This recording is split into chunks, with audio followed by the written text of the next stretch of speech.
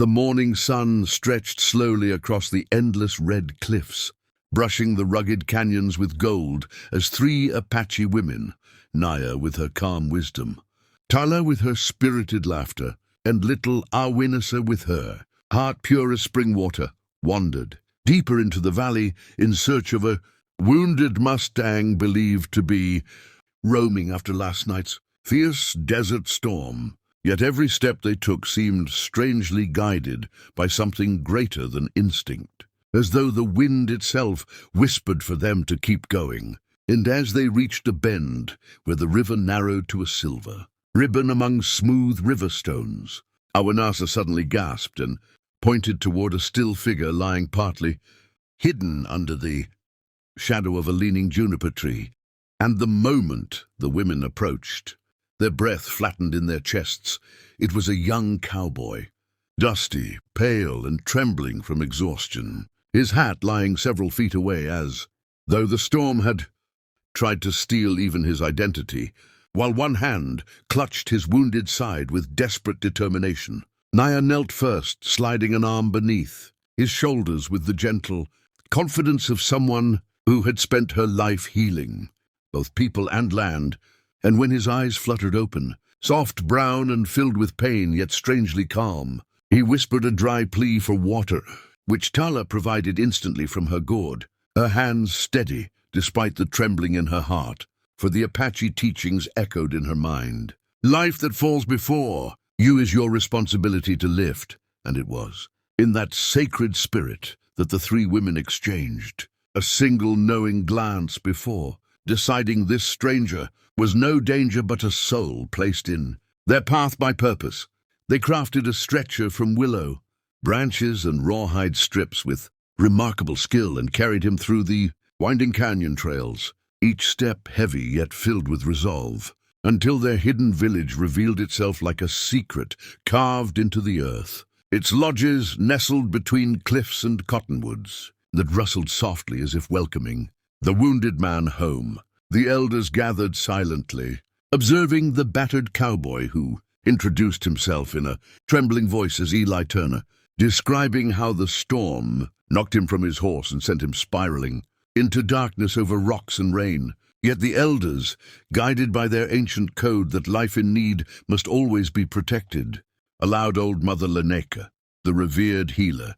whose eyes had seen more seasons than anyone alive, to take charge. And she immediately began applying fragrant poultices of sage, crushed willow bark, and desert herbs, chanting low prayers, meant to guide the pain away like a river flowing out of his body. Eli drifted in and out of consciousness, and every time he awoke, the world felt strangely calmer, filled with the soft hum of weaving looms, children practicing their hunting stances with wooden spears, the smell of acorn bread baking over warm stones, and the gentle murmur of the three women who found him,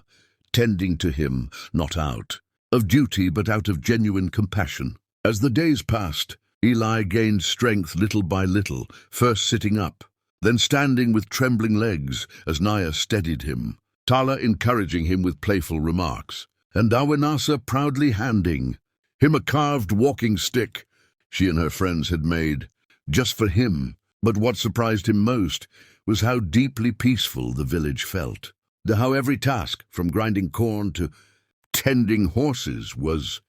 done with unity and purpose, without the harsh rush of the outside world where people often forgot what kindness even looked like. Nights were the most magical for him, when the village gathered around the fire,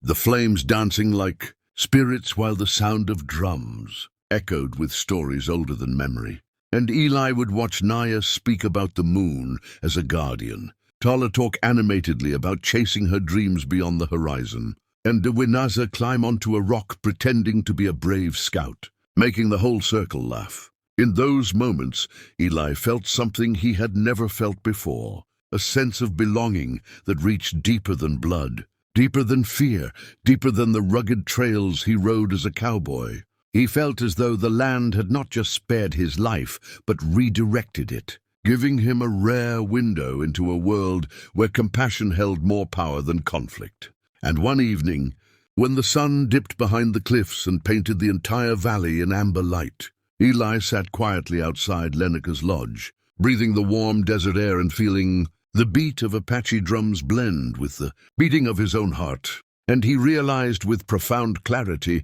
that these three women, Naya with her gentle strength, Tala with her untamed joy, and little Awanesa with her innocent courage, were the reason he was still alive. The reason hope had returned to him. The reason the land felt sacred again. And as he closed his eyes with gratitude swelling in his chest, Eli silently promised the earth, the sky, and his own spirit that he would carry their kindness with him forever. For he knew deep down that this chapter of his life,